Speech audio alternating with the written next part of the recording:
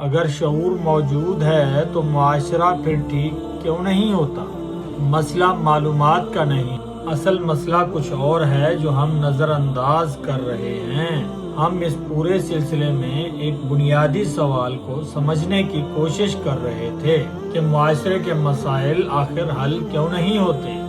ہم نے دیکھا کہ مسئلہ صرف معلومات کا نہیں بلکہ شعور کا ہے، اور یہ بھی کہ شعور رکھنے والے لوگ ہمیشہ ایک جیسے نہیں رہتے۔ انسانی شعور کی پہلی قسم انسان کی خواہشیں بھی ہوتی ہیں، ضروریات بھی ہوتی ہیں، اور مرضی کرنے کا رجحان بھی ہوتا ہے، یعنی نفس، خواہش، جبلت۔ اور یہی وہ جگہ ہے جہاں اصل امتحان شروع ہوتا ہے کہ انسان اپنی خواہش کے مطابق چلے یا اصول کے مطابق۔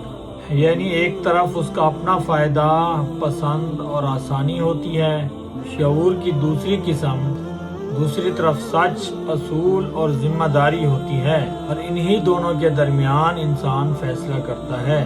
جب ہم انسانوں کو دیکھتے ہیں تو شعور کے لحاظ سے وہ مختلف گروہوں میں نظر آتے ہیں۔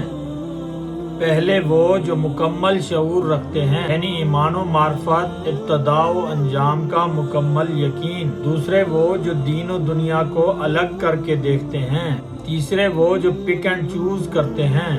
چوتھے غافل، نفس، خواہش، جبلت پرست۔ مگر اصل سوال یہ ہے، اگر شعور موجود ہے تو توازن کیوں نہیں بنتا؟ اس کا جواب عدل و مساوات میں چھپا ہے۔ اگلی ویڈیو میں ہم اسی موضوع پر بات کریں گے، عدل و مساوات اور شعور والوں کی کمزوری۔